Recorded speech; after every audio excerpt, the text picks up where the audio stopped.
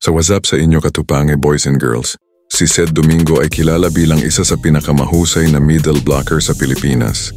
Isa sa kinakatakutan at halimaw sa net. Ang kanyang kakayahan sa pagdepensa ang naging sandata niya upang lalong mas makilala sa mundo ng volleyball. At ang kanyang pamatay na quick attack ang nagbansag sa kanya bilang the finisher. Kaya naman sa video na ito ay pag-uusapan natin kung sino nga ba si Sed Domingo at paano siya mas nakilala sa volleyball scene.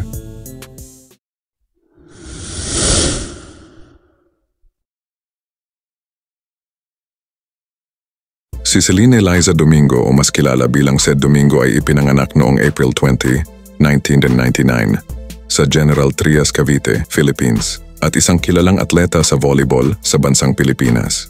Bata pa lang si Sed Domingo ay nakitaan na agad siya ng potential sa larong volleyball.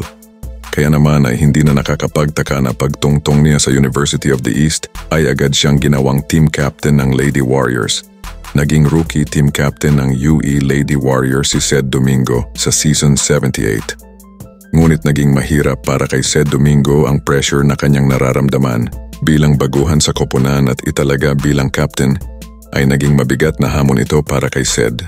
Matapos ang isang taong pananatili, si Sed Domingo ay nagpasyang lumipat sa Far Eastern University or FEU.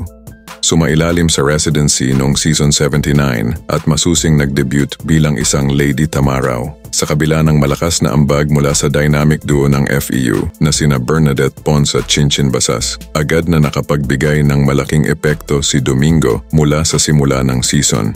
Noong UAAP Season 18 ng 2018, siya ay ginawaran ng Best Middle Blocker Award at lumaban sa championship game laban sa DLSU Lady Spikers.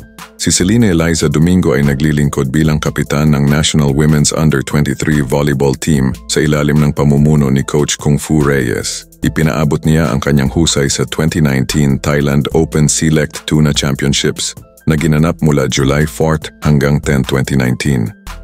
Sa kanyang panahon sa Sampaloc, Manila, nakamit ni Domingo at ang Lady Tamaraws ang magkasunod na ikalawang puwesto sa PVL Collegiate Conferences noong 2017 at 2018. Ang kanyang profesional na karera ay nagsimula sa Paymaya High Flyers at Smart Giga Hitters bago sumali sa Creamline noong 2019. Ang magaling na middle blocker na ito ay sumali sa matibay na lineup ng Creamline Cool Smashers, kasama ang mga bituin sa volleyball na sina Alisa Valdez, Gemma Galanza, Michelle Gumabao, Risa Sato at Pau Soriano sa Premier Volleyball League.